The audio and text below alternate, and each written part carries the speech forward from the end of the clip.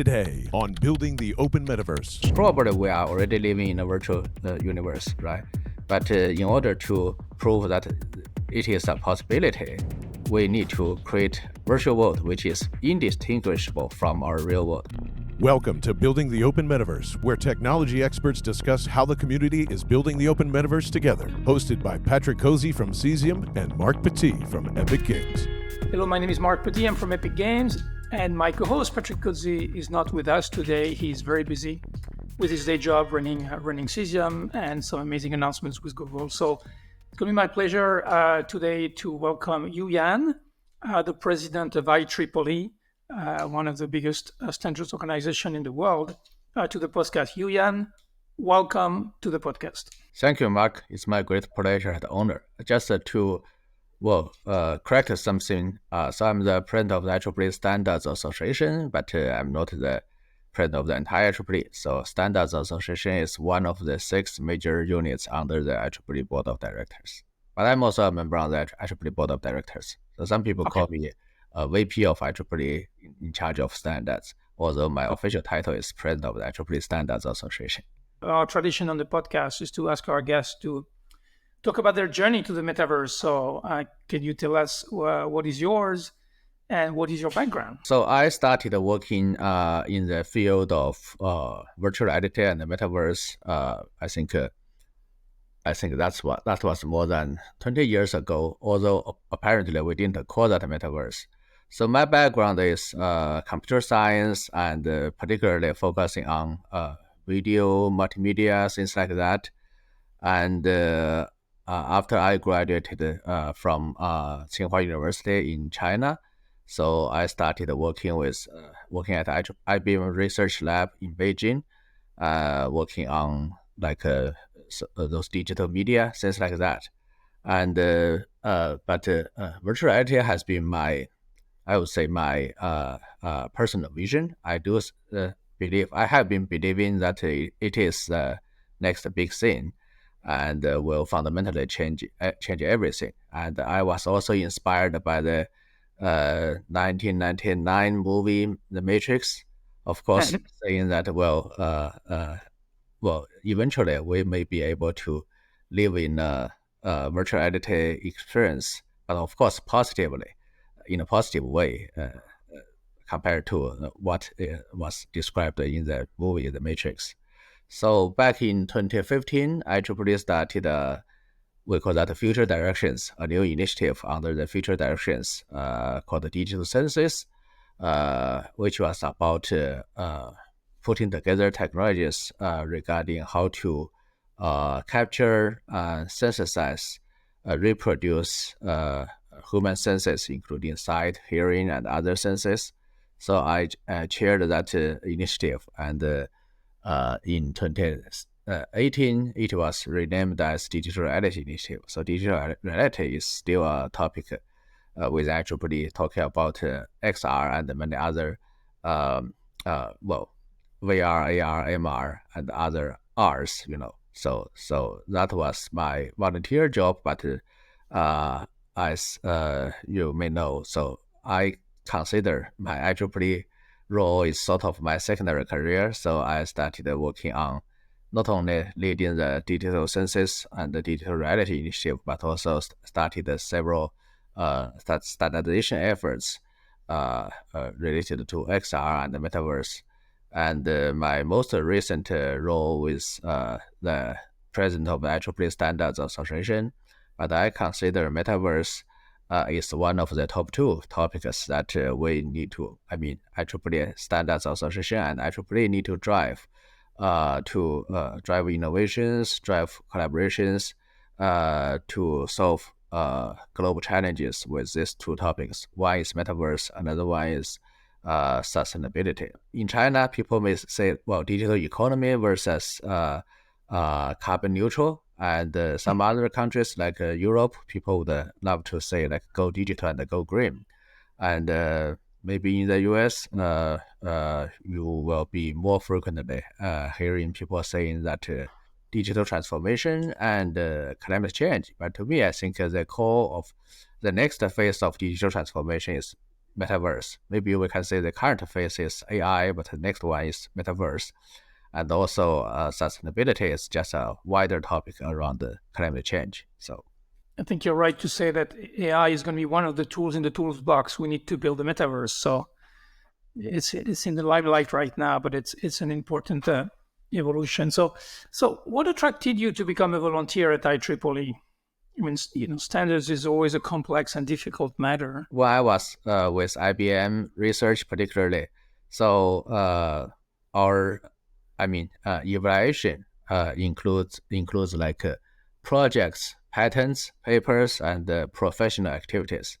So serving as a volunteer in organizations like IEEE is falls in the category of professional activities. So my employer, IBM, used to encourage that. So that's why. Yes. But I enjoyed this, to be honest with you. So being a volunteer in IEEE and other non-profit professional organizations, it's a very amazing experience, and also gave me lots of chances to get to know more people and creating my network, so which helped me a lot. It's great. I think in this podcast we like to encourage people to get involved with those organizations you have, because it's an important part of the contribution. So let's switch to IEEE. I mean, we all know IEEE 802.11 is Wi-Fi. We all know IEEE 802.3 is the Ethernet. I mean, these are real fundamental standards in our life. So can you give us an overview of IEEE does? So IEEE literally is the world's largest professional organization, not one of the largest, but the largest professional organization. So we have over 400,000 members all over the world, from about 160 countries. And we will be celebrating our 140th anniversary next year. And if we talk about standards, so IEEE Standards Association as a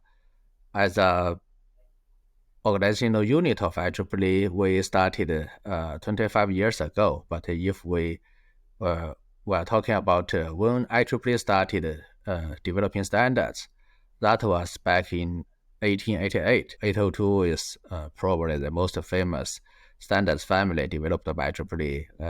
We have Ethernet 802.3, we have Wi-Fi 802.11, and also Bluetooth, Zigbee. Those are also under 802 family.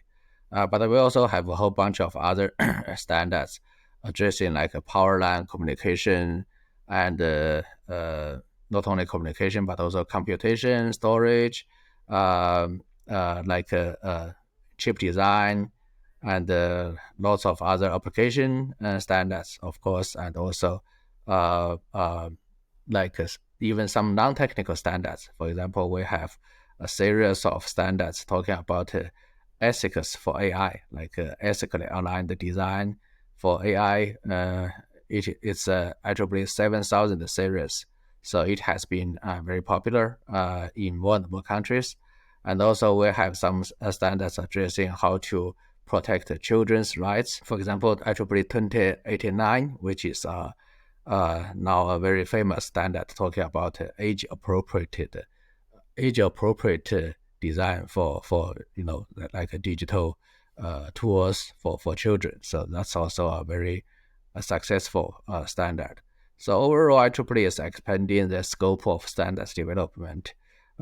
We are covering a huge scope for like electronic and electric, computer science, automation, but also like biomedicine and ocean engineering, things like that. IEEE has totally 39 technical societies and 8 technical councils, covering a very wide spectrum of technology. Well, of course, those technologies are more or less relevant to digital or relevant to computer or EE. So, but I think given that we are sort of already in the middle of a digital era, or we are at least facing the next generation of next phase of digital transformation, so IEEE is the scope of IEEE or the scope of IEEE standards development is becoming wider and wider. So hopefully, one more influential. That's also something I'm working on, leading our Standards Association to making IEEE a more influential SDO, especially in the area of digital transformation. It's great to see IEEE as part of the Metaverse Standard Forum and contributing there and being part of the conversation. I'm curious, how is IEEE funded? Like I said, almost 140 years ago, it started with another two organizations. The name, one is IEEE, and another one is I need to check the history. But anyhow, so started our founders included Thomas Edison, those kind of icons in the history. So literally we started 139 years ago, and then it has been a very long journey, and now we have the modern IEEE. And I think the beauty is that IEEE as a non-profit professional organization has been driven by volunteers mainly, and I think it has been working very well in terms of giving lots of opportunities for volunteers to get involved and govern the organization. And so far, so good. Looks like it's probably a best practice for nonprofit professional organization to last so long. And I hope we will also have another, well, maybe hopefully forever, but at least another couple of centuries. Not only it's been a long time standing, but it's have such a huge influential role in our daily lives. So I think it's one of those things. I mean, standards development is not a fun activity, but I think it's really important because it's such an enabler of many things. So it's good to get a chance to underline that. The difference is that, similar to Metaverse Standards Forum, so IEEE standards development is like a bottom-up nature. So we have been completely open to the industry, to everybody who wanted to participate in standards development. And we let the market choose a winner. So which means everybody, every company, every institution, they can come to IEEE to propose a new project, starting a new standard. And they do not have to go through approval process of their government, their national body, things like that.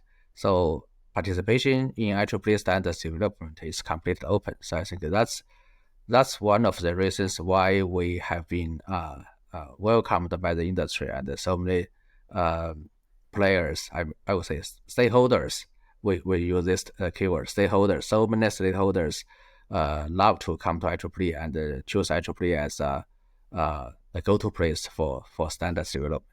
Great. So let's talk about your journey to bringing digital reality to IEEE. So in 2012, you kicked off an IoT initiative as part of IoT. IoT is important because it's kind of the precursor to digital twins and therefore to the metaverse. So it's something, it used to be a very fashionable topic, IoT, a few years back. And, how much progress have we made with creating standardization in that space?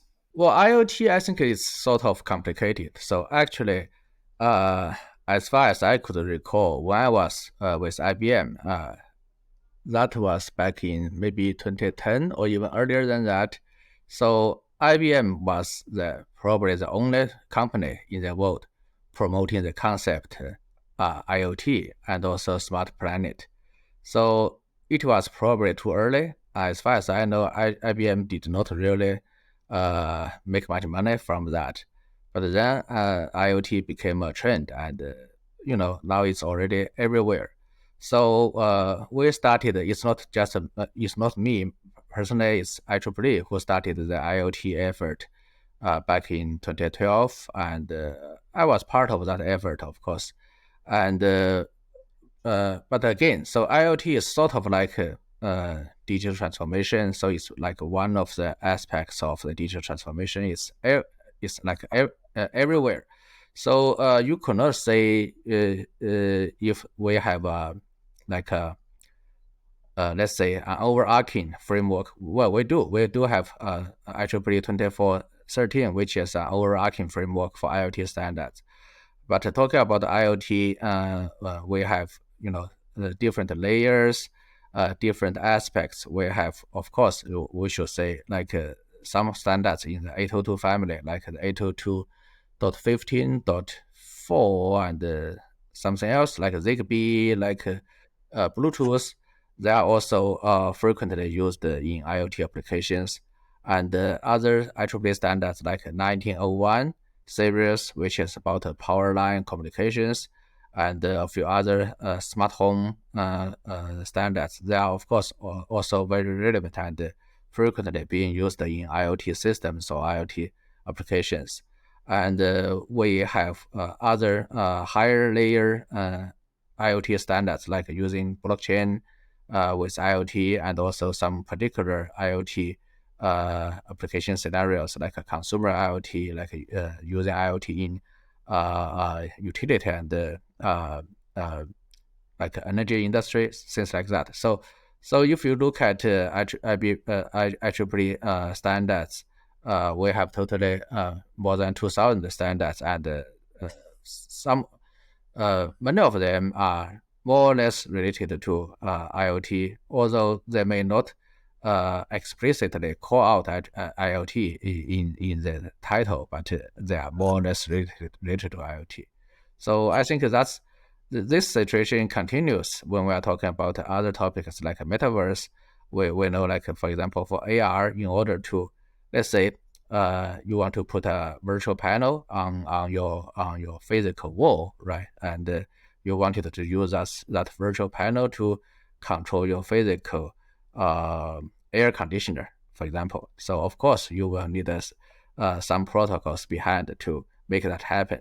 Those protocols would include some power line communication standards. Maybe it's based on Wi-Fi or Bluetooth, whatever, and some additional protocols, smart home protocols. But this is just an example that IoT is like everywhere, enabling other technologies such as metaverse. So when we're talking about metaverse, we have the similar situation. Many standards are related to metaverse, although they may or may not be explicitly named after metaverse. IoT, connecting the physical and the virtual, this is such a foundational set of technologies to get the metaverse. So before we jump into the metaverse, in 2016, you also wrote an article on how AR, VR would impact customers. So what was your take on the state of XR, and, can standardization help gain mainstream adoption? How do you look at this? One aspect is that I do believe, let's say, virtual experience, I typically like to use this term. So virtual experience would be something with the potential to fundamentally change everything. Like we can move more and more activities from the real world to virtual world, so that there are lots of benefits from that. And also, I kind of think that probably we are already living in a virtual universe, right?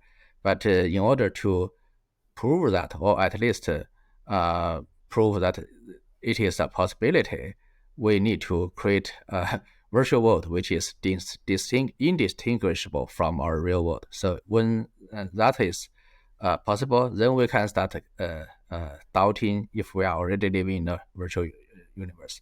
So anyway, that's sort of my personal technical belief. But I think that's sort of my motivation to say, hey, I should be put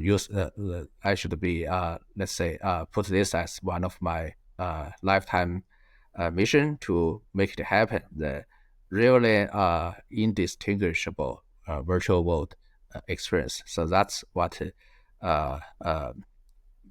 makes me excited about. But talk about XR, so my mixed opinion includes, number one, of course, I think we definitely need those kind of things are, let's say, allowing people to access the virtual world. So let's say there are at least two aspects. One aspect is to create a virtual world or virtual worlds, right? So with those 3D graphics technologies and modeling and another kind of content creation technologies, we need to create a virtual world with large scale, with fine granularity and also lots of details. So then the other question is how we access that with our like laptop or tablet or those kind of 2D technologies, 2D display, or with some immersive technologies. So XR, in a narrow sense, XR is about providing immersive experience, immersive access to those virtual world. But to me, I think like optical based headsets, those kind of things are intermediate solutions. So eventually, I believe we will need to embrace some new breakthroughs from brain and let's say brain and the neurosciences. So we need some new findings from brain and the neurosciences, so we can really enable not only nowadays brain-machine interface is basically read-only. So you try to read signals from people's brain, but I think eventually we will have read and write. So like the movie, The Matrix. So, but of course, I hope that would be some we do not really need a surgery to do that. But anyway, so I think a brain-machine interface is ultimately the way to provide people immersive access to a virtual world. Like one of my favorite example is that even we can synthesize or mimic the experience of like the smell, the look, the taste of drinking a beer, but let's say with our current headsets and other peripherals, so we can mimic the look, of course, a beer, and maybe in the near future we can mimic the taste and the smell as well. But we are still far from, we still don't know how to mimic the reaction of your body when you drink some alcohol, right? So those kind of things, definitely we need a brain-machine interface. That's the ultimate solution.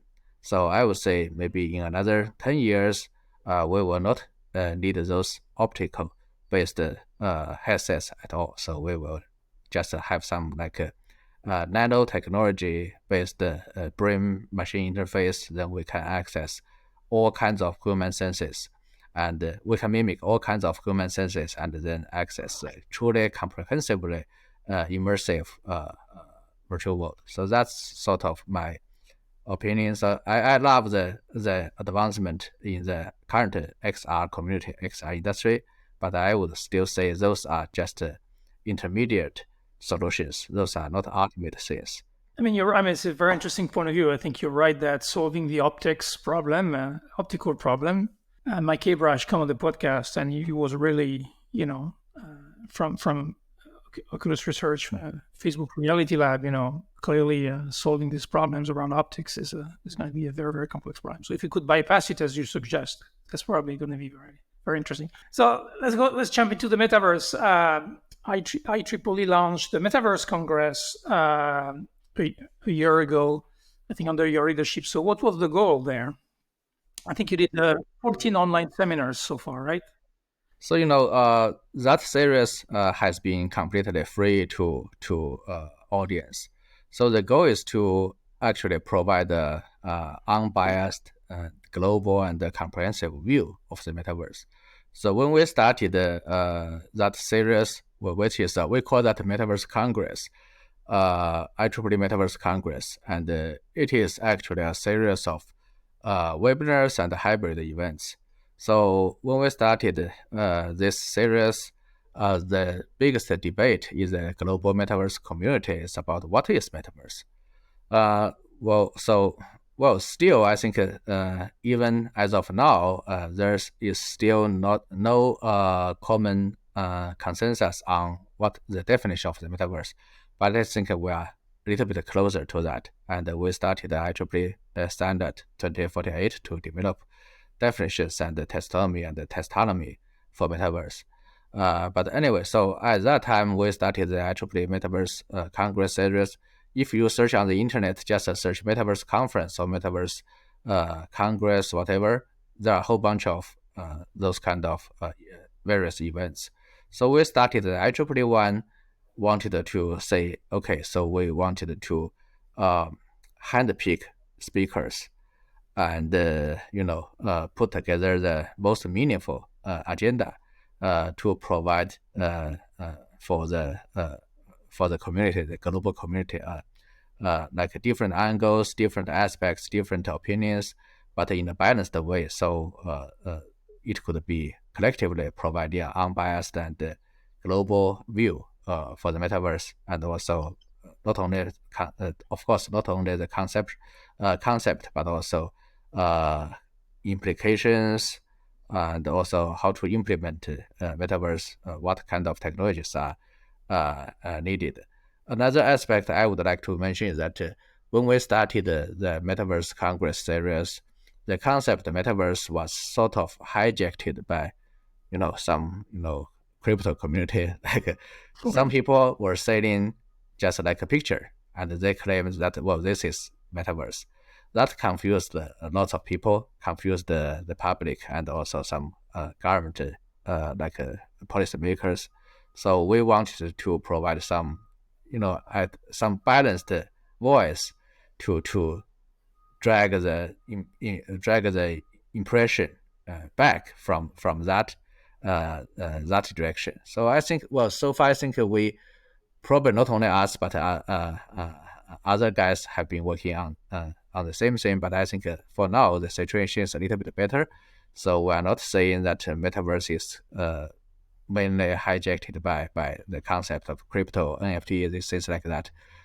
Collectively, I think the global community is closer to a more balanced view. Say, okay, so crypto or NFT or blockchain, they are part of the metaverse, they are part of the enabling technologies of the metaverse, but they are not the mainstream of the metaverse. So I think I'm happy with that. So the recordings of those webinars are they accessible to everybody or just to IEEE members? No, it's all available to everybody. So sometimes you need to have a free registration because we wanted to keep a community or grow a community.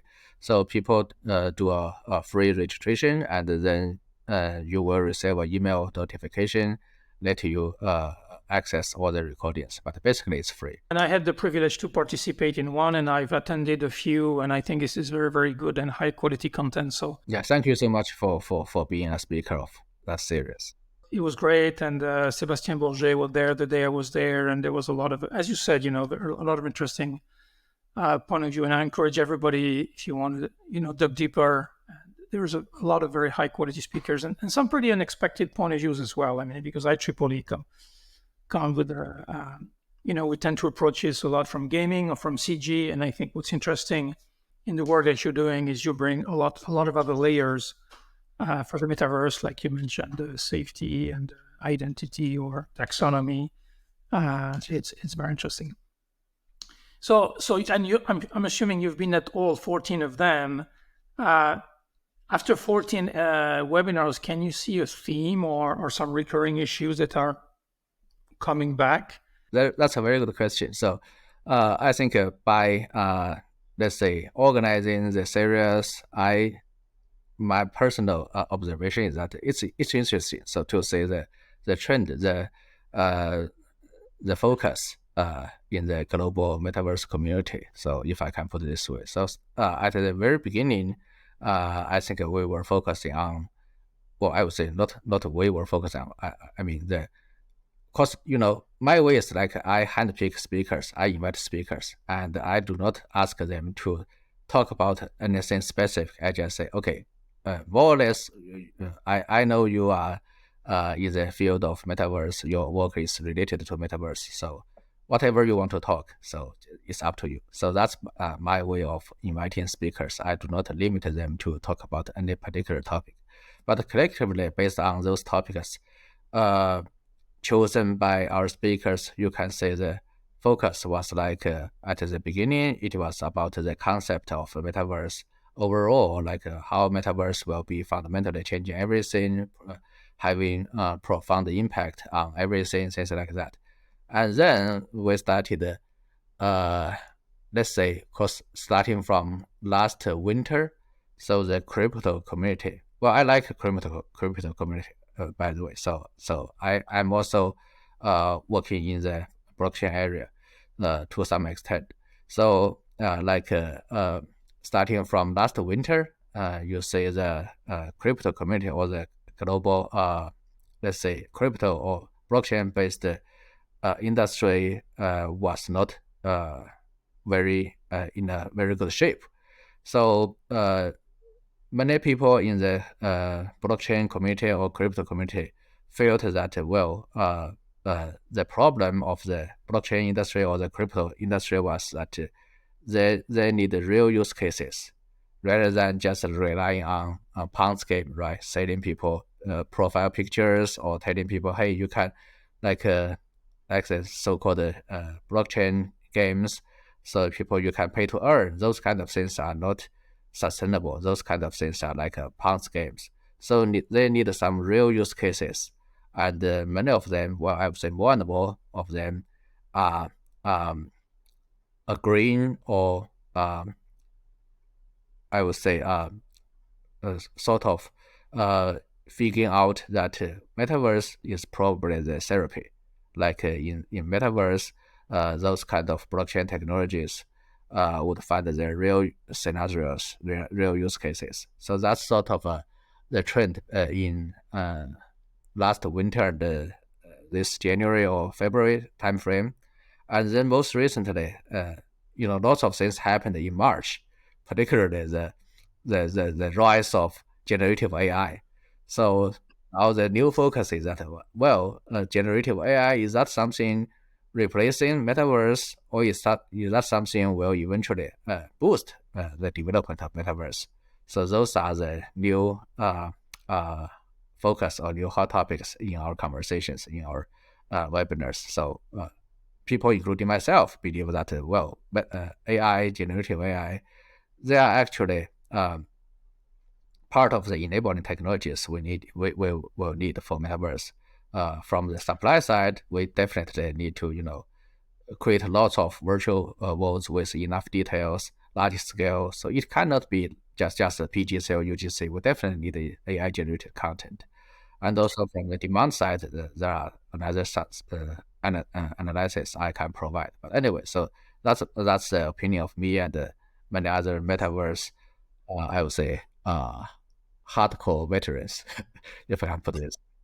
3D content used to be so hard to create. So, the arrival of nerves, generative AI, text input. So when you look at Web3, there's a lot of open source. Ethereum's open source, Bitcoin's open source. And there are some interesting technology like smart contract, which provide real value because, you could create, secondary value on transactions for IP management. Is that something that IEEE is interested in looking at from a standard creation perspective, looking at what's happening in Web3 and making proposals there? Yeah, so IEEE has been a pioneer in developing blockchain standards. So I myself, initiated the IEEE's first blockchain standards committee. So for now, we have a couple of standards committees working on blockchain, but I started the first one, I think that's back in 2018. And collectively, IEEE has developed many standards for blockchain reference architecture, blockchain use cases, and even some like non-technical regulations, things like that. And particularly, I also think, of course, blockchain has an important role in metaverse, especially in terms of we will be having those kind of digital native, those kind of digital assets in metaverse, and so to enable or support the management or transactions of those assets, blockchain is of course a very useful technology. But I would not say everything has to be built on decentralization or blockchain. Like we say those kind of examples like Second Life. So Philip Rusdell has been a very good friend. So Second Life, it's just a centralized infrastructure, right? But it has been widely recognized as a first embodiment of metaverse. And also Roblox. Roblox is also like a centralized infrastructure maybe they will have some decentralized additions in the near future, but so far I think it's mainly centralized. So I would say that centralized metaverses are valuable as well as decentralized ones, and in many cases, from many aspects, centralized metaverses could do a better job than decentralized ones in terms of performance, particularly.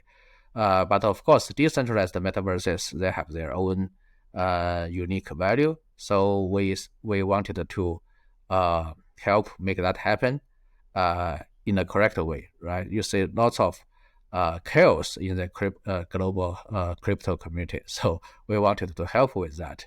We wanted to create the truly decentralized metaverse. So it's not like you're saying that you claim that it's a decentralized metaverse just because you built your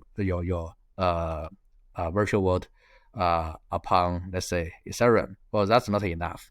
So when we are talking about decentralization could happen in different layers: the infrastructure and also the operations and the governance. In some cases, we see many scandals from the global crypto community. Many of them are because, well, they probably choose like Ethereum or like Bitcoin or whatever public chain as the infrastructure, but that does not necessarily mean the application itself is decentralized.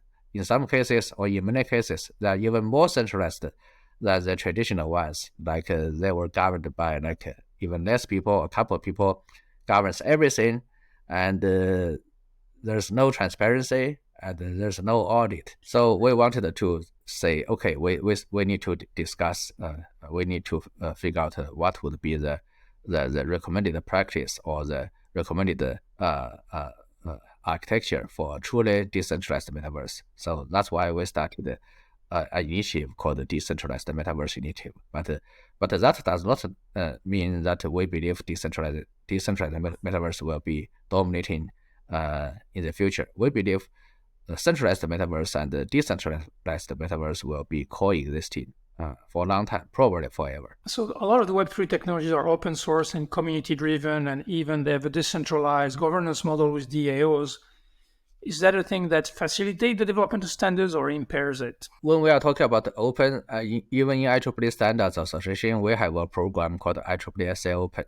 So that is about open source, we are actually building an open source community. We encourage people to develop open source reference implementations along with their standards. So I think that's a very good thing. That's very helpful to the industry. Like you are not only developing standards like a book, like a PDF file people can read, but you also provide some reference implementations.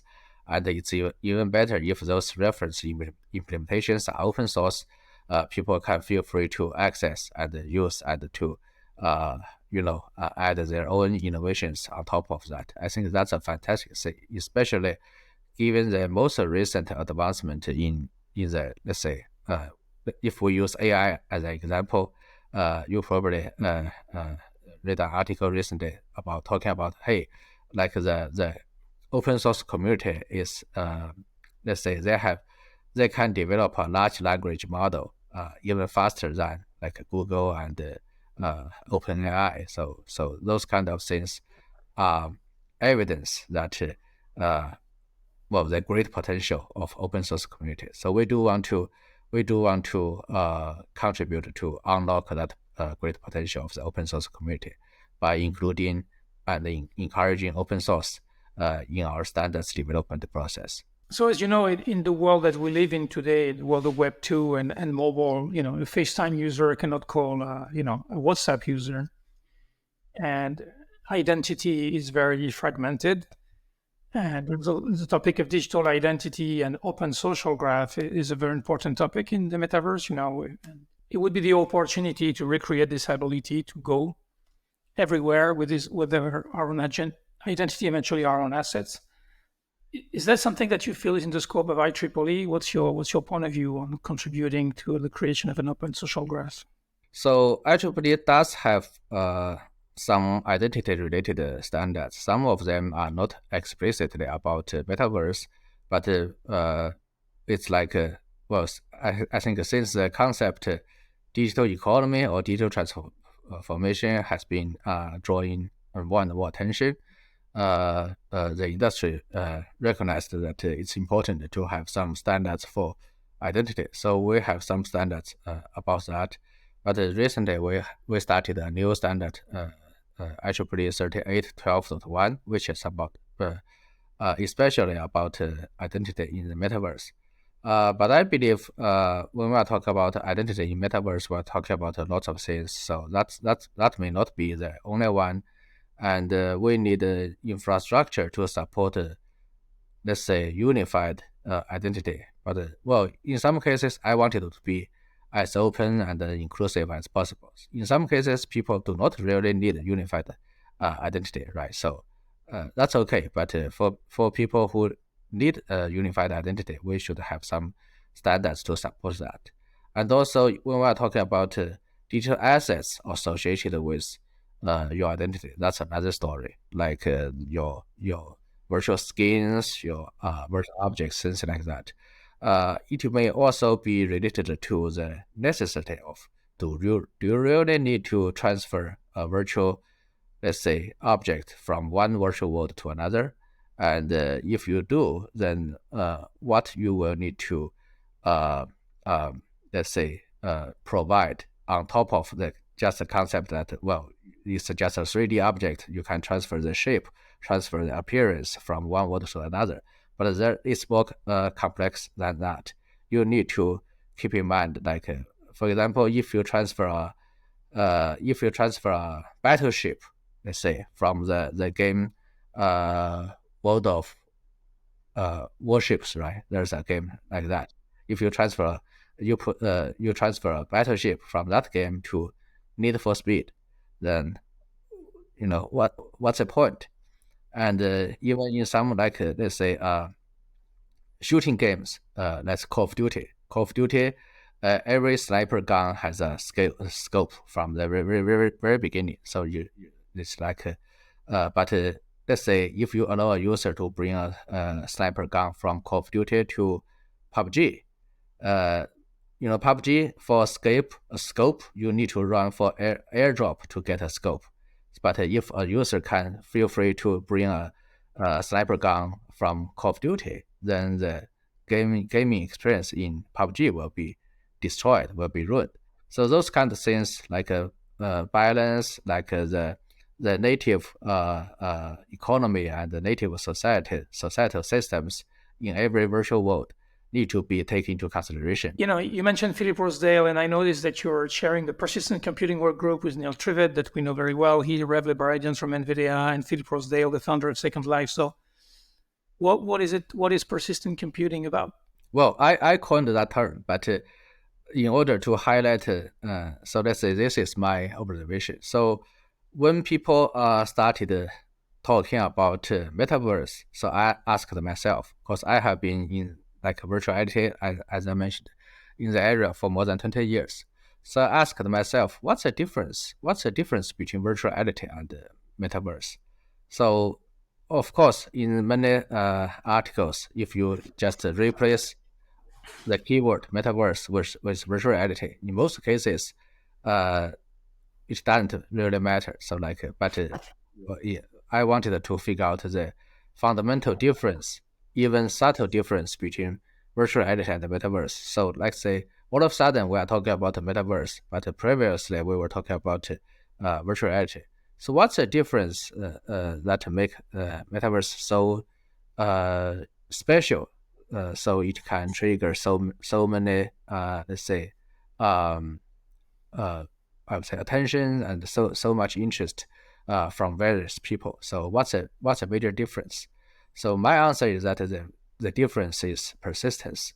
So when we talk about virtual reality, many virtual reality applications are providing one-time experience. Like, let's say you put on the headset, and everything will be rebooted. So will be like a brand new. So you get into that virtual world, and you play there, or you like work around there, and after that you exit from that experience. And the next time you put the headset on, you get into that application again, and everything is new. It's like started over again.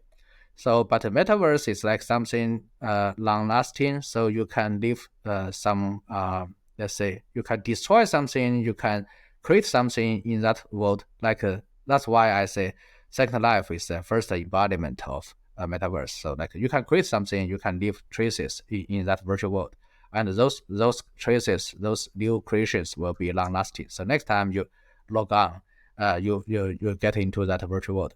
Those kind of things you left there or you created there, that's still there.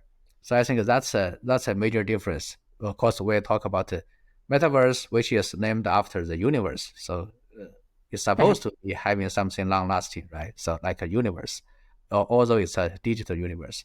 So and also the especially when people are talking about excited about a digital economy based on metaverse, only when those assets, virtual assets or virtual objects are persistent, the transactions of them will be meaningful. So I think, so from both technical and business perspective, persistence is probably the most important feature that distinguish metaverse from like virtual reality in general.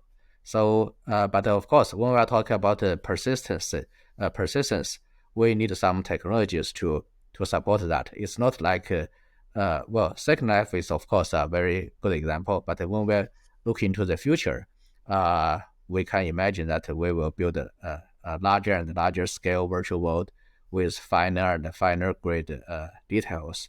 So those kind of things, in order to maintain the persistence of generally the persistence of the virtual world, but being able to upgrade the virtual world to the next next level of scale or details. So we need to have some technologies to make those upgrades invisible to the users on the fly. And also it would include technologies in like computation, communications, and storage, and also of course modeling technologies. So that's why I started to say, so persistence is probably one of the most important features of metaverse, which has been agreed by many people. But in order to make persistence happen, so we're not only talking about like a persistence for like 1 year, we're talking about maybe 10 years or even 100 years, right? If we're saying that we are virtually creating a new universe, it has to be like almost forever. So what kind of technologies we need to invent to make that happen? So that's why I started this initiative with some great minds.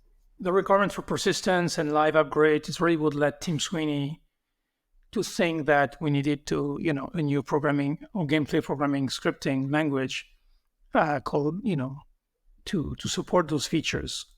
And that was why he started developing the verse a few years back. So it changes fundamentally a lot of things that, when you publish an object in the metaverse, it will be there forever, and you will have to upgrade it while millions of people are using it. So it's a whole new way of thinking. By the way, I was super happy to know that power management and energy efficiency is within the scope of that effort, because we don't quite know if the metaverse is going to contribute positively or negatively to our climate issues. But we are hopeful that it has a positive impact ultimately, because we learn how to manage compute more efficiently. So. In order to, let's say, like you said, so what's the implication of metaverse on sustainability? Because sustainability is another major topic, especially climate change is something urgent, right? We need to face, we need to solve. So some people may argue that, well, if you are creating metaverse or metaverses, it's going to be, let's say, consuming lots of energy, and it's not sustainable. So I would say there are different aspects, different perspectives. We of course need to let's say, putting together technologies to make sure that the infrastructure of metaverse will be consuming, let's say, minimize the energy consumption of the metaverse infrastructure. That's one thing. But another thing is that metaverse itself, if we consider that it enables people to transfer more and more activities from the real world to virtual worlds, like the example I gave before. So it's already a common practice in the autonomous vehicle industry, automotive industries, that people test their algorithms, autonomous driving algorithms on virtual roads rather than on real world. After like millions of even tens of millions of virtual miles, then they started putting their cars on the real world, which saves lots of energy and lots of risks. So that's an example that by unlocking the potential of metaverse, using metaverse to do more and more things that we are currently doing in the real world, we can actually, let's say, significantly save the energy consumption and reduce the carbon emission. So I think collectively, of course, metaverse will, of course, consume some energy, but collectively, metaverse, we hope it will positively contribute to the global sustainability. That's also something we wanted to help with. So that's why we are launching a new program. We call that Metaverse Acceleration and Sustainability Association under IEEE. So it's the core concept is that it's time for us to accelerate the development of metaverse technology, metaverse market, metaverse ecosystems. But we also wanted to make sure that those kind of development, those kind of acceleration will be in a sustainable way. And also, more importantly, collectively, those kind of development of metaverse will contribute positively to the global sustainability. So that's something we are working on and will be launching very soon. So finally, you are the president of IEEE SA, but you also have your own company, VerseMaker. What can you tell us about it? I started VerseMaker last year with a venture capital fund in China. So it's now basically a venture capital investor and incubator. So we are particularly looking into industrial metaverse projects. We wanted to invest in them and also bring other resources, not just money, but other resources, like we help them connect with other big enterprises to help them find their users or partners to help them grow. Because that's from the investors' perspective, we think the industrial metaverse or enterprise metaverse probably will be, let's say, at this phase, financially stronger than consumer metaverses. So, that's because there's several factors, right? So consumers are more picky in terms of experience, price, and the form factor. But in industrial metaverse, industrial use cases, as long as you can create value for the companies, so they don't really care about prices or experience or form factor, as long as collectively you provide some positive value for them. So that's why we are currently focusing on industrial metaverse. But of course, my personal passion is that eventually metaverse will be for everybody. So I have one last question, because you mentioned China a couple of times. How important are international standards for China? Sometimes we feel they want to create their own version of everything. So what's your personal point of view on that? In general, China, I think the industry in China, including government agencies, they truly believe that the international standards are very important. But these are two directions. One is that for the widely adopted international standards, of course, China wanted to, the industry in China would adopt them. So to join the global ecosystem, of course. But also on the other hand, China, along with its growth in some sectors, some areas, they also wanted to be I would say, leading forces in developing some international standards. That's also very reasonable. So I think it's similar to other major countries. China wanted to be part of the global, the international standards development community in both directions. So we usually close the podcast by asking one last question, which is whether you have a shout out to give to a person, an institution, or an organization which you think is particularly important for you. I think that would be for the global metaverse community or the metaverse industry. So some people are losing their confidence that metaverse is really the next big thing.